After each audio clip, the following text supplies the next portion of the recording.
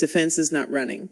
That is the first thing everybody gets wrong about what I do. And I have stopped correcting people in interviews because the explanation takes too long and nobody actually wants it. But the reason I am sitting here talking about a 21-year-old ranked 20th in the world is that she has done something to my defense that no player has managed. And explaining it properly requires me to first explain what defense and actually is, because if you think it is running, then nothing that happens in a match against her will make any sense to you. Defense is three separate things happening at once, and all three of them have to work or the whole structure collapses. The first is recovery time, and recovery time is not created by speed, it is created by depth. When I hit a deep ball, the opponent has to hit from further back, which means her shot takes longer to arrive, which means I get back to the middle before it does. Depth buys time. Every good defensive player in history has understood that the deep ball is not an attacking shot. It is a clock. The second is predictability, not hers, mine. I need to know approximately what kind of ball is coming so my body can preload in the correct direction. Nobody defends by reacting from a neutral stance. You defend by making a very fast, educated guess based on the opponent's body shape and swing path and where she is standing, and being right about that guess 80% of the time. The third is escalation. This is the one nobody talks about, and it is the one that actually wins me matches. When somebody's best shot comes back 3 or 4 times, she starts going for more. She aims closer to the lines. She takes an extra risk she did not need to take. And the error that follows is recorded as her unforced error, and everybody watching thinks she beat herself. And she did not. She was walked into it. So recovery time, prediction, escalation, 3 pillars. She takes away all 3, and she does it in a way that is almost invisible on television. And start with depth. My deep ball is a clock, and it works because most players respond to a deep ball by hitting from deep, which is the only sensible response, and she does not do that. She takes the ball earlier off the bounce from inside where she should be standing, which means my deep ball arrives back at me faster than it should, and my recovery clock has been cut by maybe 15%. 15% does not sound like anything. Across a 2-hour match, it is the entire difference between arriving at a ball balance and arriving at it half a step late. And half a step late means my shot goes back shorter. And a short ball is where a defensive game starts to die. She is not hitting harder to do that. That is what I want people to understand, because everybody assumes taking away time means more pace. She takes the ball earlier and gives me the same pace back. Sooner my own depth becomes the thing that is used against me, because a deep ball that gets returned early is just a ball I hit from further away than she did. And then the prediction, I read the ball off the strings, which is the actual skill under the movement, and it works because there is a relationship between how a player's body moves and where the ball goes. That relationship is stable in almost everybody. Even players with disguise have a disguise pattern. And once you have seen the disguise 3 or 4 times, it stops being disguise and becomes information. Her body shape does not predict her shot, not because she has technical disguise. She does not.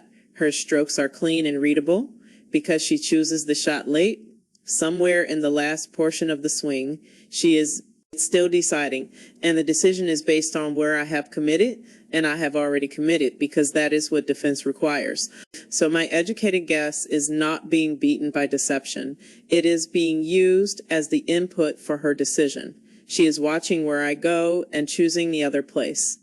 That is a fundamentally different problem from disguise, because disguise can be studied and this cannot, because the thing she is reading is me and I change every point. I am not being outguessed. I am being answered. And the court positioning is where you can see all 3 failures at once if you know where to look. And I would tell any player preparing for her to watch this rather than the highlights. In a normal rally against a normal opponent, both players are moving along an arc behind the baseline, and the arc has a center, and the center is where you recover to. That center is fixed because the geometry of the court is fixed. Against her, the center moves. Not because she is hitting angles, although she can, because the mix of depths she uses means the correct recovery position changes from ball to ball.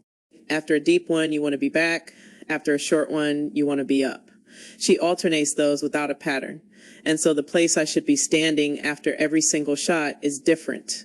And I am making that calculation live 20 times a rally while also trying to defend. That calculation costs something, not energy exactly, attention. And attention spent on where to stand is attention not spent on reading her racket, which degrades the second pillar while the first one is already under pressure. Everything she does attacks more than one thing at once. That is the part that makes it feel unsolvable rather than merely difficult. And then the third pillar, and this is the one that ended the conversation for me, she does not escalate. Everybody escalates. It is not a flaw in other players. It is human. You hit what should be a winner. It comes back and something in your body registers that as an insult, and the next ball has a little more on it, and a little more turns into a little more, and the margins shrink. And eventually one of them catches the tape or misses by 4 inches, and the point is mine, and I have not hit a single aggressive shot in the entire rally. That is not luck. That is the whole architecture of my career. She does not do it. Her shot comes back and she does not add pace. She changes something else.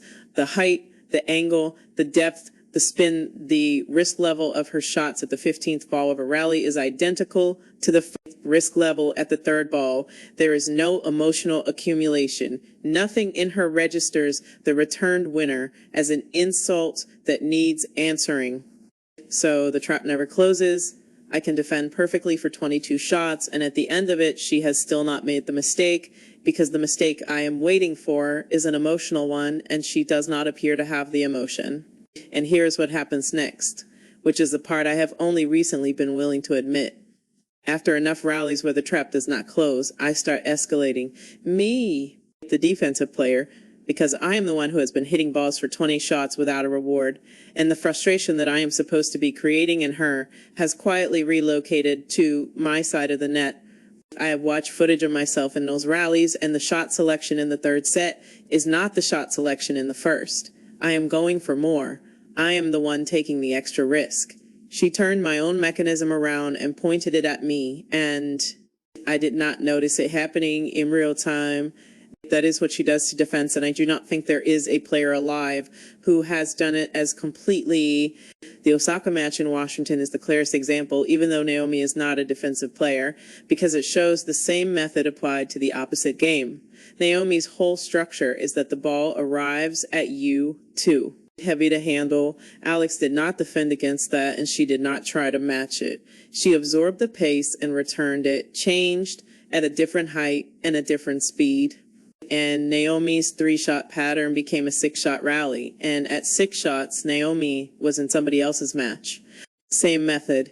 Take away the thing the opponent's game depends on. Against Naomi, that was pace. Against Iga at Wimbledon, it was rhythm. 27 unforced errors in a first set from the cleanest ball striker on this tour. And every one of those was a slightly wrong ball repeated until it broke something against Pegula in that final. It was the ability to dictate, and Jess won the first set and then lost 12 of the last 13 games. Against me, it is the trap. And the reason I am confident about that is not speculation. It is that I have felt the beginnings of it and had to go away and think about it for a long time. What I cannot work out is where the absence of escalation comes from, because I do not think it can be taught. Every coach on this tour tells their players not to overhit under frustration. Every single one. It is the most common instruction in tennis, and almost nobody manages to follow it because the instruction is aimed at a feeling, and feelings do not take instruction. She does not appear to have the feeling, not that she manages it well, that it does not arrive. I have thought about her childhood more than is probably reasonable. She left the Philippines at 12, alone to an academy in Spain, in a language she did not speak, with nobody who had done anything like what she was attempting. There was no path, no template, nobody to copy. A child in that situation does not develop the emotional relationship to a tennis point that the rest of us have. For most of us, a point is a small referendum. You hit a good shot and it comes back and some part of you feels judged. That feeling was installed in me early by a system that measured me constantly, and the system was good and it made me a champion, and it also gave me the escalation reflex. She was not measured, she was surviving. And survival does not produce a referendum reflex, it produces a problem-solving reflex. And a problem-solving reflex responds to a returned winner by asking a different question instead of asking the same question louder. There is a version of this problem that shows up in the scoreline and a version that does not. And the one that does not is worse. If I lose to her 6-2, 6-3, everybody sees a bad day and I can point at the errors, but there is a match where I lose 7-6 in the third, having played well throughout, and the analysis afterward will be that it was close and could have gone either way. And it could not have. It was decided somewhere around the 40th minute when my recovery position started arriving a half step wrong and nobody watching noticed. Those are the matches that damage a player long term, not the beatings. The narrow losses where you cannot locate the moment because you cannot fix what you cannot find, and you go into the next one making the same invisible error. The answer to all this tactically is to shorten the points. I know that everybody who has watched 3 of her matches knows that if the rally does not reach 6 shots, she has not gathered enough information and none of what I've described gets to happen. The problem with the answer is that shortening points requires me to play a version of tennis I am simply not as good at. Bigger serving, coming forward, taking the ball earlier, ending things in 3. That is not my game. I can do it, and I do it competently, but competently against her is not enough, and playing my actual strength gets solved.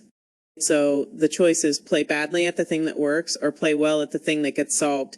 That is not a tactical problem with a clean solution. It is a genuine bind, and I have been living in it for 2 years. What I am building now is a third thing, and I'm not going to describe it in a room with cameras. What I will say is that it is not more defense and it is not less defense.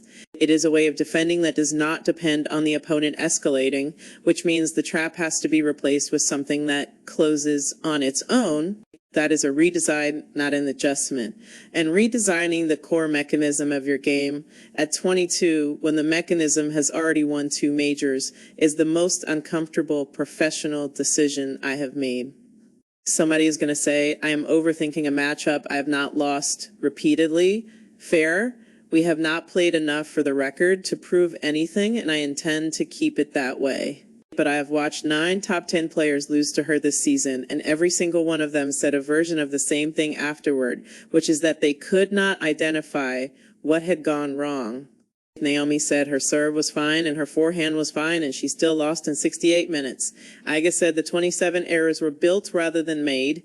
Jess said winning the first set was what cost her the match. Layla said her plan was worthless by the 4th game. 4 completely different players, 4 completely different games, and the same confusion afterward. That is not 4 bad days. That is a method producing consistent results against varied opposition. And the only sensible response is to assume it will work on me too and to prepare accordingly. I would rather be the player who redesigned her game in August than the player who found out in a Grand Slam quarterfinal that the wall does not work anymore. The last thing, and it is the part that makes all of this bearable, defense is not dying as a strategy. It works on everybody else. I am not describing the end of my career or the obsolescence of the way I play. I am describing one opponent who has found the solution to one particular structure, and the structure is still excellent against the other 127 players in a Grand Slam draw. But she is going to be in a lot of those draws for the next 15 years. And second weeks are where we will keep meeting. And second weeks are the ones that decide careers. So I am redesigning, not because defense stopped working, because it stopped working against the one person I am going to have to beat most often. And I would rather be uncomfortable now than beaten later.